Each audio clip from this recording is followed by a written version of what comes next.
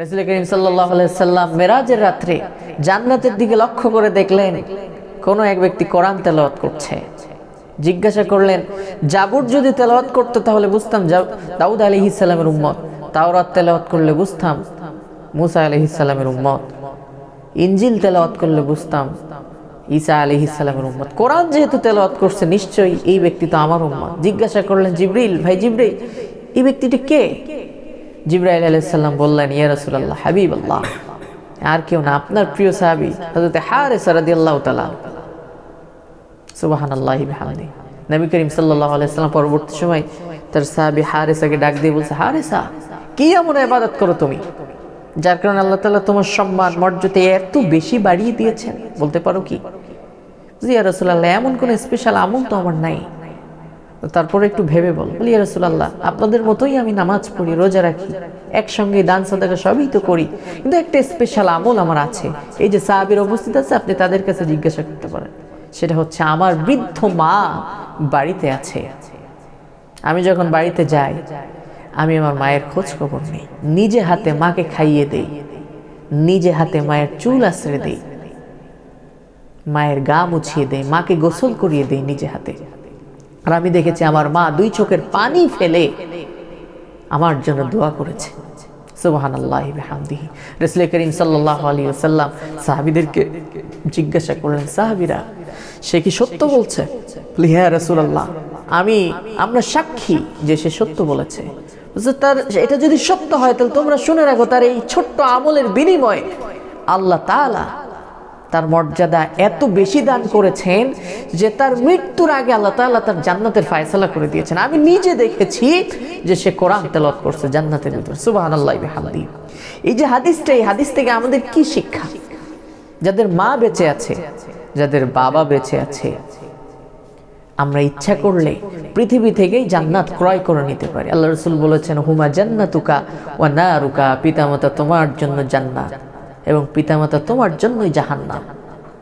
অর্থাৎ আপনার পিতামাতা যদি আপনার জন্য দোয়া করে তাহলে আল্লাহর জান্নাত আপনার জন্য ওয়াজিব হয়ে যাবে।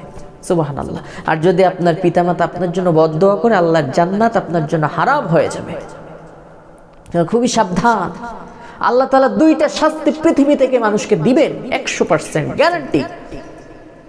এক নাম্বার, কেউ যদি জুলম করে মানুষের উপরে, তাদের বিরুদ্ধে আল্লাহ তাআলা নিজে অ্যাকশন দিবেন, ব্যবস্থা নেবেন। ইন্নামাস সাবিলু আলাল্লাহ, ইন্নামাস সাবিলু আলাল্লাযিনা ইয়াজলিমুনান নাস। আল্লাহ তাআলা বলেছেন, যে ব্যক্তি মানুষের উপর জুলম করে, আল্লাহ তাআলা কিয়ামতের ময়দানে তার বিরুদ্ধে মামলা দায়ের করবে। আরেকজন হচ্ছে, আল্লাহ তাআলা ফরজ করেছেন পিতামাতার খেদমত করা। ওয়া কাযা রাব্বুক আল্লা তা'বুদু ইল্লা ইয়্যাহু ওয়া বিল ওয়ালিদাইনি ইহসানা ইম্মা ইয়াবলুগান্না ইনদাকাল কিবার ফালা তাকুল লাহুমা উফফিন ওয়া লা তানহারহুমা ওয়া কুল লাহুমা কাওলান কারীমা। তোমার রবের পক্ষ থেকে ফয়সালা হয়ে গিয়েছে, চূড়ান্ত ফয়সালা হয়ে গেছে। আমার ইবাদতের পরে অবশ্যই তোমরা তোমার মা বাবার খেদমত করবে, তাদের সঙ্গে ভালো আচরণ করবে। তোমার কথার দ্বারা তারা যেন উফ শব্দ পর্যন্ত না করে। এটা যদি করে তাহলে তোমার আখিরাত বরবাদ হয়ে যাবে, দুনিয়াও তোমার বরবাদ হয়ে যাবে। তা দুইটা শাস্তি আল্লাহ পৃথিবী থেকে দিবে।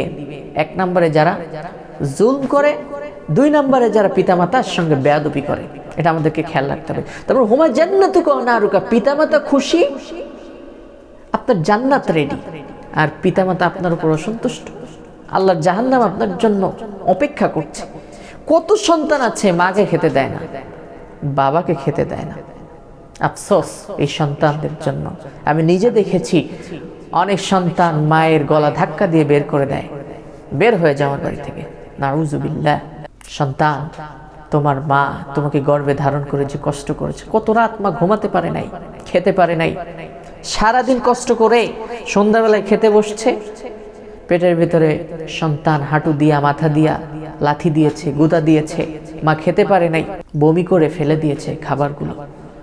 কত রাত মা নির্ঘুম কাটিয়েছে, ডেলিভারির সময় মা শহীদের মতো রক্তাক্ত হয়ে যায়। এই পরিশ্রম করে তোমাকে পৃথিবীতে নিয়ে আসছে, 2 বছর ধরে বুকের দুগ্ধ পান করিয়েছে। আল্লাহ রাসূল সাল্লাল্লাহু আলাইহি ওয়াসাল্লাম বলেছেন, যদি কোনো সন্তান নিজের গায়ের চামড়া কেটে মায়ের জন্য একজোড়া জুতা তৈরি করে দেয়, তবুও মা জননীর এক ফোঁটা দুধের হক আদায় হবে না। যুগে যুগে যত মানুষ বড় হয়েছে, সাফল্যের শীর্ষে পৌঁছেছে, বাবা মায়ের দোয়া ব্যতীত সফলতা অর্জন করতে পারে নাই।